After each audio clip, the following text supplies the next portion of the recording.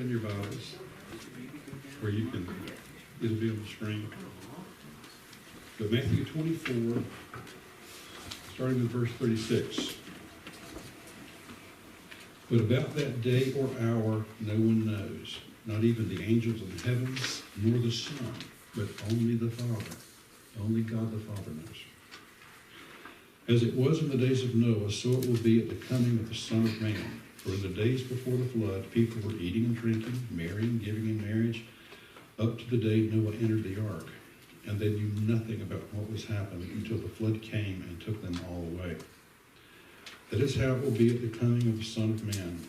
2 men will be in the field, one will be taken, the other left. 2 women will be grinding with a handmill, one will be taken, and the other left. I'll read the rest later. We don't know. Jesus doesn't know. Only God the Father knows when. So my question today is, are you ready? And I'm going to ask you a couple times to raise your hand. How many have ever prayed for rain? Raise your hand if you prayed for rain. Keep your hands up. Okay? Now, keep your hand up if you ever brought an umbrella. Okay. I have an umbrella in my car. Well, I have one in my car too. But people pray for, they pray for rain. But I mean, there's a story about the church got together and prayed for rain, but only one small boy brought an umbrella. That's faith. But it's also being ready. In Jesus' teachings, he was constantly asked, what does it take? What do I have to do? Who do I have to see? Who do I have to talk to? What do I have to read? What do I have to do to be saved? What does it take for salvation? What does it take? In Philippians, he answered them.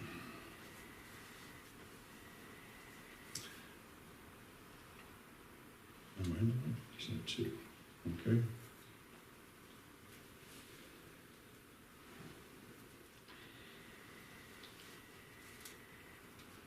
His answer was that everyone has to work out their own salvation with fear and trembling.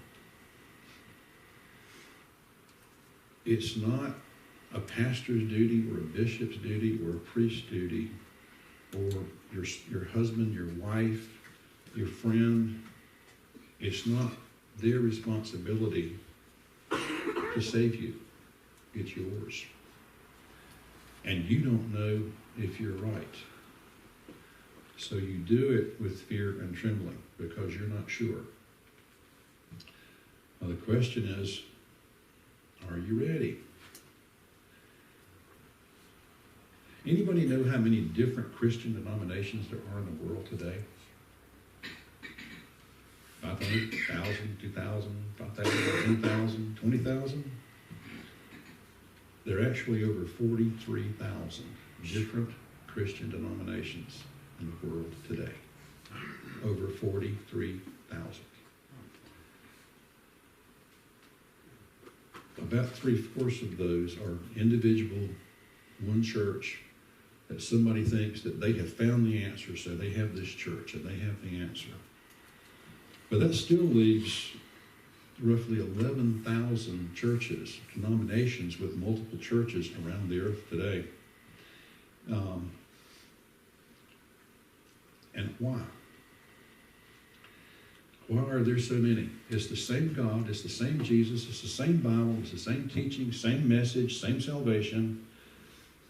Is it because we can't agree?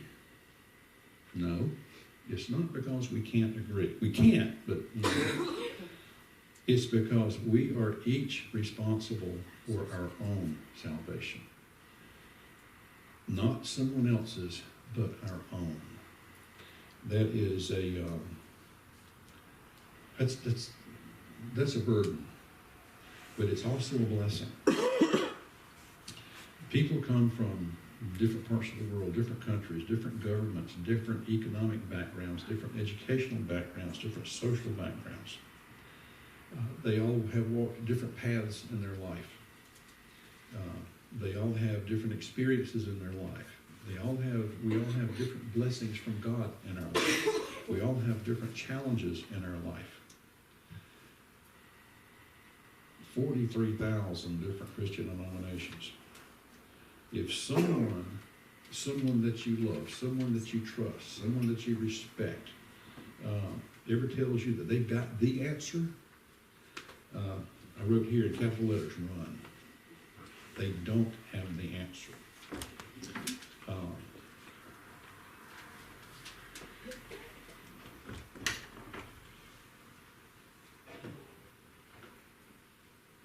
Found this one. Matthew 7:15. Watch out for false prophets. They come to you in sheep's clothing, but inwardly they are as ferocious wolves. By their fruit you will recognize them. Do people pick grapes from thorn bushes or figs from thistles? No. If someone tells you that they have the answer, they don't. They may have the answer for themselves. They don't have it for you. You have that responsibility for your own salvation. And you don't know. So the question, are you ready? The Bible is a complete record. I've always looked at the Bible. When you buy a new car, you get an owner's manual, and when you're born in this world, here's your owner's manual. It covers pretty much everything that you're going to encounter, pretty much every experience you're going to have, both good and bad. It covers the people that you're going to meet and the challenges that life's going to throw at you. But it's a complete record. Anybody, and we're in this political season, anybody can cherry pick from the Bible. They can take this verse and match it with this verse and this verse and this verse and take all these things out of context, and they can make it say whatever they want it to say. Just like on the news, somebody can take this event and this, what somebody said here, and this little soundbite, put it together, and they can make it say whatever they want it to say. But it's not the truth. The truth has to be looked at together. You look at all of those things. When there are 10 things to be known about something, about a thing, when there are 10 different things, and someone chooses 8 and tells you those 8, they're not being truthful. Everything they've told you may be true, but they're not being truthful. They're trying to manipulate you. They're coming to you as wolves in sheep's clothing. They're not being true to you. They can say whatever they want to say, and they can preach whatever false message that they want to preach, but they're not being truthful. That responsibility is yours. So here's a good question. You think you're ready? If you knew when Jesus would come again, if you knew when the judgment day was going to be, let's say it's going to be next Thursday. If you knew next Thursday was the judgment day and Jesus was coming at lunch, noon, next Thursday, what would you do differently between now and next Thursday? Would you call that sick friend that you've been meaning to call? Would you go visit your neighbor in the hospital? Would you visit someone you know in prison? Would you get your affairs in order? Would you go ahead and make that donation to charity, even though it's only good till next Thursday? Would you do that?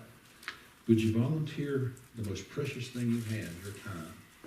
Because you only have a certain amount of time. You can always make another dollar, but you can't make another minute. Would you donate some time to some worthy cause? What would you do differently if you knew that next Thursday at noon Jesus was coming again? If you're really ready, you wouldn't do anything differently. You're already doing it. And more. I think this is how we ought to consider living our lives. Doing those things we know we need to do, and sometimes we can't quite find the time. Maybe we'll get to it tomorrow or next week or next month or something like that, but we just don't have time today. We need to do it today. We need to do it now. If a person sitting beside you in church today needed to talk to you and they kind of invited themselves over to your house right after church today, are you ready for that? Are you ready for a surprise guest? Or are the dishes and the pots and pans or whatever the frying pan you used to fix breakfast this morning, is it still sitting on the stove or in the sink? Or is it washed and put away? Are you ready for that? You were going to, do the laundry yesterday, but something came up and you didn't quite do it, so it's piled up in the laundry room. Are you ready to have a stranger walk into your house? Are you ready to have Jesus walk in your house? And not knocking? He might come this afternoon. We might even not make lunch today. He might come today, but we're prepared for lunch, but he might come today. We don't know. Don't put things off, whatever they are. If they're in your personal life, your professional life, your business life, your spiritual life, do what you know in your heart you need to do, and do it now. You might be carrying a grudge against somebody, maybe for a day or 50 years. Forgive it. Contact that person and reconnect with them. Don't put that off. When you see a need from someone else, fulfill it. It may be that they need a tank of gas. They may need some groceries. They just may need somebody to sit down and listen. Not talk, but listen. Give them that ear. Do those things that you need to do. Be ready. Always be the one with the kind word. And not just from your mouth, but that kind word from your heart. Do that. Be that person that lifts someone up when they're down or when they've fallen. Be the one to help them up. Be the one to lift them back up. It's said that people are always glad to see you. Some people are glad to see you come, and some people are glad to see you go. But they're always glad to see you, one way or the other. Be that person that when you show up, they're glad that you came. Be that person. Be that person, again, with your mouth, with your actions, with what you do, with what you think. Be that person in your heart. Let that come from your heart. Be that person. Do you give other people, even somebody, maybe a stranger you've never seen before in your life, will never see again, when there's some circumstance and it's like, why did they do that? Do you give them the benefit of the doubt? You don't know what's going on in their life. You don't know what challenge they're facing. You don't know what difficulty they're having to endure, what suffering they're going through. You don't know. You choose how you feel. God gave us two wonderful things. He gave us Jesus, and he gave us free will. We can choose how we think. We can choose how we act and react with other people. We get to choose that. So it matters what's in your heart. The Bible also tells that when you judge, you're going to be judged yourself by the same yardstick you judge somebody else with. How many of us feel a little uncomfortable about that sometimes? Does it scare you? Does it bother you? And maybe it should a little bit. Judge people the way that you want to be judged. And if you don't want to be judged for something, don't judge them.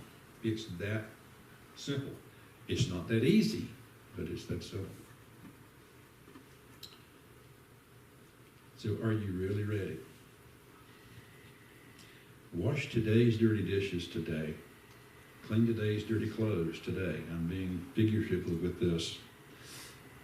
Pick up today's mess today.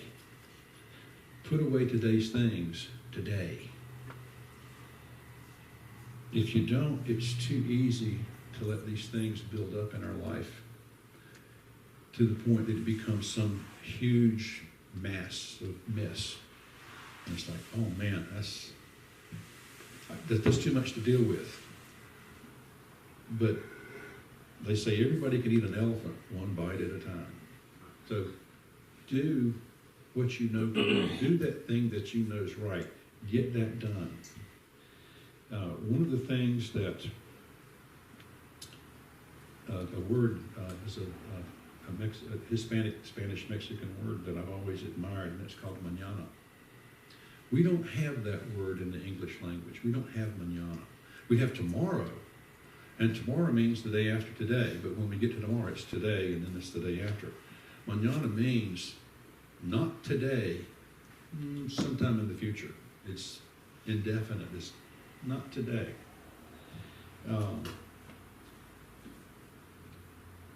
We're not going to have mañana. A day will come when we don't have tomorrow. That day will be here. It will come. If it comes in our lifetime, it does. If it doesn't, it will still be a time that there will not be a tomorrow. It will be just like Mathew says, or Jesus says in Mathew, that one will be taken, one will be left behind. And finish reading that scripture in Mathew.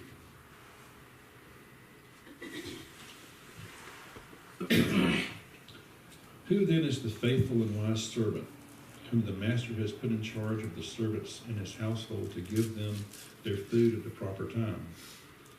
It will be good for that servant whose master finds him doing so when he returns.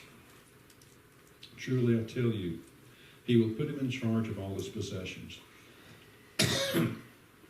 But suppose that servant is wicked and says to himself, my master is staying away a long time. And then he begins to beat his fellow servants and to eat and drink with drunkards.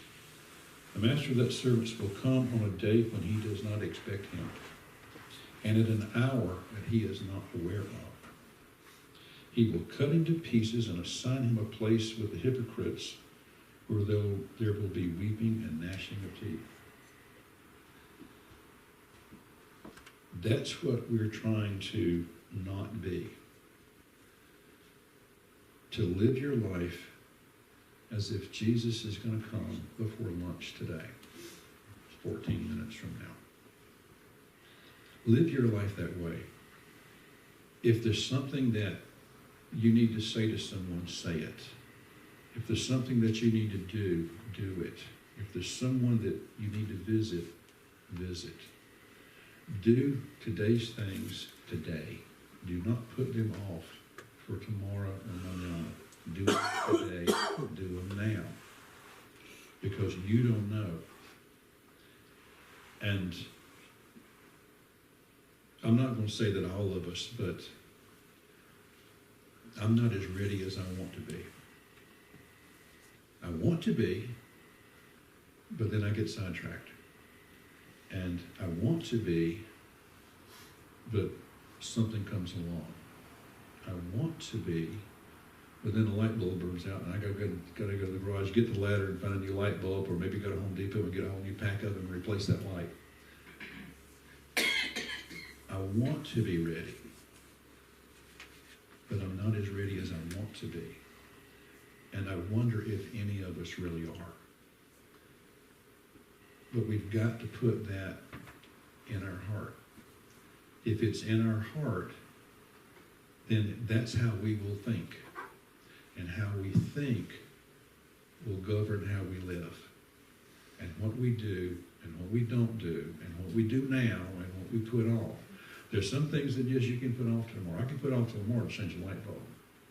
But I can't put off tomorrow to call this person that I need to talk to.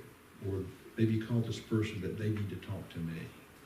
Just a few minutes on the phone, if they're 500 miles away, just a few minutes on the phone, can mean a world to someone else, someone that you're thinking about, just for them to know that I'm on their mind and I'm in their heart and they care about me enough to just drop what they're doing and make this one little phone call. Don't put off to some other time that you may not have. Do what you need to do what you know you need to do, and do it today. Be ready. Thank you. All right, let's go to I want to be ready.